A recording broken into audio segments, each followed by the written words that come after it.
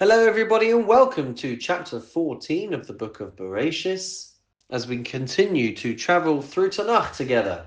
Chapter 14 has 24 verses and in the Koren Saks Chumash it starts on page 86 and 87. This chapter describes the first recorded war in the whole Torah, the battle between 4 kings against 5 kings. During this conflict, Lot is taken captive. And this draws Avram into the fight. When he hears that Lot is a prisoner, he immediately mobilizes and pursues the captors, defeating them in a nighttime attack and rescuing Lot. Upon his return, Avram is greeted by Melchizedek, the king of Shalem, and Melchizedek gives him a blessing. The king of Sodom offers Avram the recovered property, but Avram refuses, declaring that he will not benefit from others and that it is only God who can enrich him. So with that in mind, let's start chapter 14 together, verse 1. Vayehi bimei Amraphel melech Shinar, and it happened in the days of Amraphel, the king of Shinar. Our rabbis point out that this opening word, Vayehi, denotes an impending tragedy or tension. And anytime we see this word Vayehi, it's always as an introduction to something bad that is going to happen.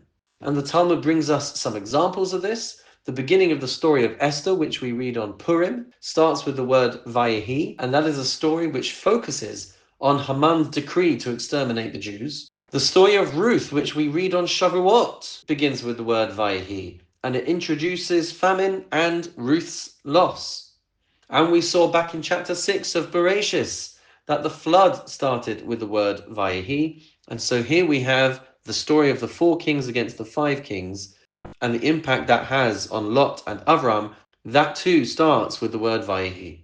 So Vayehi b'mei Amraphel melech Shinar, and it happened in the days of Amraphel, the king of Shinar, Arioch melech Elasar, Arioch the king of Elasar, Kedar laomer melech Elam, Kedar laomer who was the king of Elam, V'sidal melech Goyim, and Tidal the king of Goyim.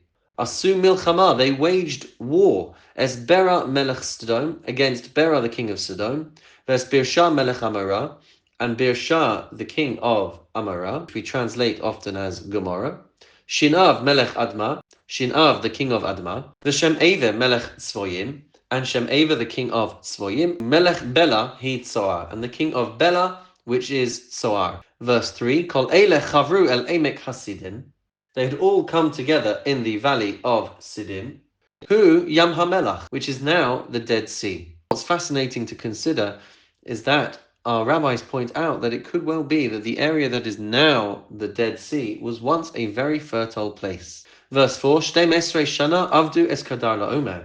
For 12 years they had served Kedar Laomer, Ushlosh Esrei Shana Maradu, and in the 13th year they had rebelled. Uva Arba'a Esrei Shana, and in the 14th year, Ba Kedar Laomer v'hamlachim asher ito, Kedar Laomer and his allied kings came, Vayaku Es Rephaim, Ba'ashtaros Kanaim, Ves Hazuzim Baham, and defeated the Rephaim in Ashtarot Karnaim, and the Zuzim in Ham, Ves Ha'emim b'Shavei Kiryasayim, and the Emim in Shavei Kiryasayim. Verse 6, Ves HaChori b'Hararam Seir, and the Chori, the Horites, in the hill country of Seir, Ad El Paran Asher Al Hamidbar, as far as El Paran by the wilderness. Verse 7, Vayashuvu Vayavohu El Ein Mishpat Hi Kadesh.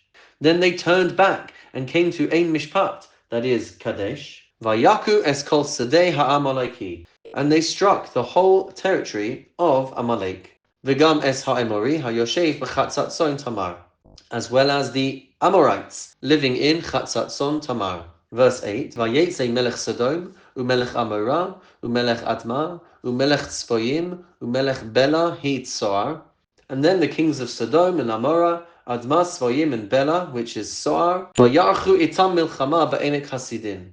They marched out and drew up their battle lines in the Siddim valley, Es Kedar Laomer Melech Elam, against Kedar Laomer, king of Elam, V'Sidal Melech Goyim, and Sidal, the king of Goyim, V'Amraphel Melech Shinar, and Amraphel, the king of Shinar, V'Arioch Melech Elasar, and Arioch, the king of Elasar. Arba Melachim Esa Chamisha, 4 kings battling against 5. Verse 10, Ve'emek hasidim, be'eros chemar. The Siddim valley was riddled with tar pits. Vayanusu melech Sodom va'amora vayiplu shama. And when the kings of Sodom and Gomorrah tried to flee, they fell into them.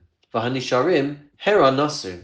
And the others fled to the mountains. Verse 12, Vayikchu es kol rechush Sodom va'amora. So with Sodom and Amorah exposed, the victors seized all of the possessions of Sodom and Amorah, ve'es kol achlam vayelechu, and all the food, and they left. Vayikchu es Lot, ve'es rechusho, ben achi Avram vayelechu. And they took Lot, which is Avram's nephew, along with all of his possessions, for hu yoshev bisdom, because he had been living in Sodom. Verse 13, Vayavo hapalit, a fugitive came, Vayaged la'Avram ha'ivri, and reported this to Avram ha'ivri, Avram the Hebrew. And we are taught that this palit, this fugitive, was actually the giant Og, who came to report this to Avram as a way of hopefully persuading Avram to enter the battle, in the hope that Avram would die fighting, and then he would be able to marry Sarah. None of that is written explicitly in the text, but this is what our wider sources teach us. So we've got a fugitive coming and reporting this to Avram ha'ivri, Vehu shochein be'elonei Mamre, who was then living in the plains of Mamre, ha'emori, the Amorite, the brother of Eshkol, and the brother of Aner, who were Avram's allies. Verse 14, Vayishma Avram ki nishba achiv, when Avram heard that his own kinsman had been taken captive, Vayarek es chanichav, he armed his disciples, Yelidei Beiso, who had been born in his house.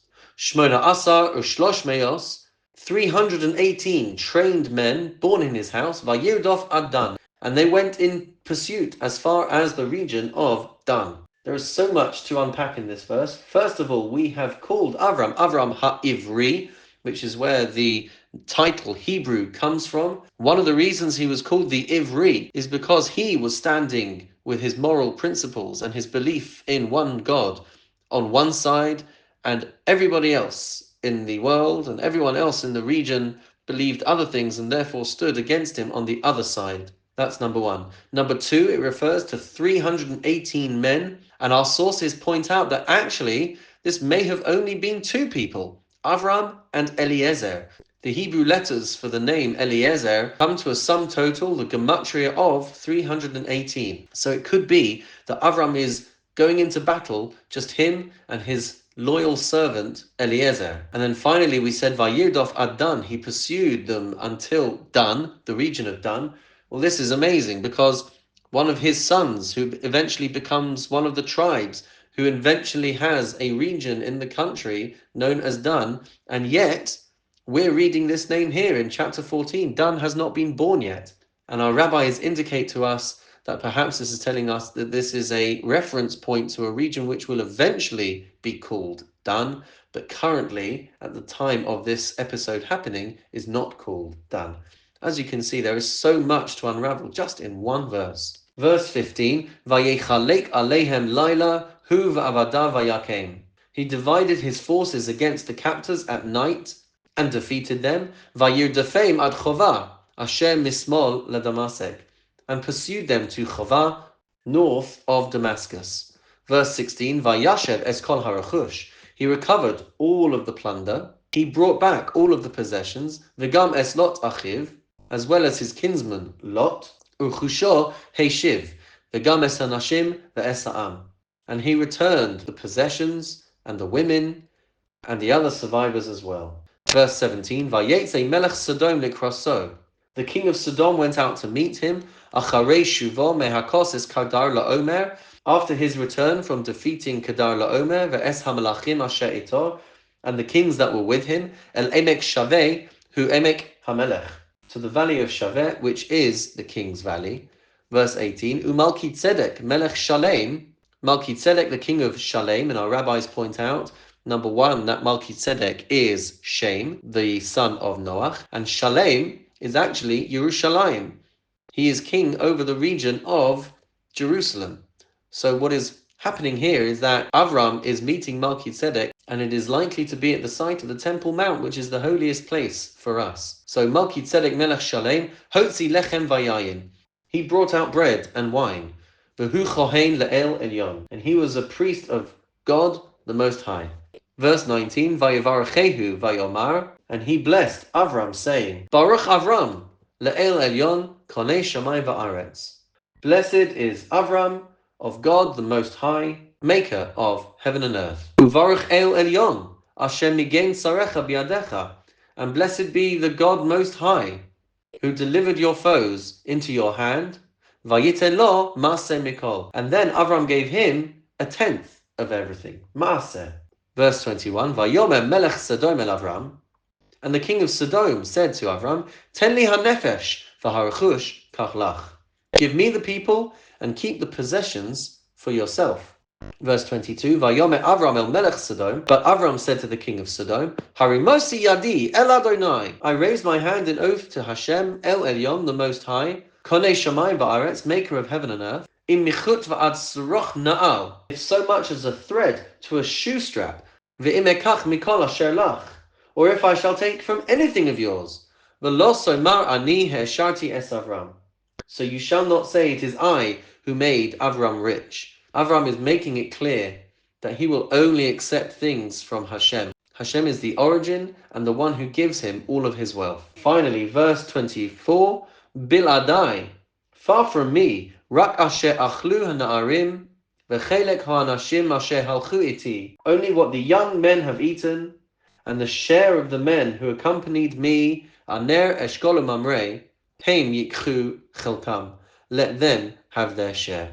Even when he has achieved so much and is so deserving of honor, Avraham is sending a message that he shuns the honor from other people, from mortal man, and instead all he needs is Hashem. And that's all for chapter 14. Join us next time for chapter 15, when we will read about a very special covenant and very unique covenant that Hashem makes with Avraham.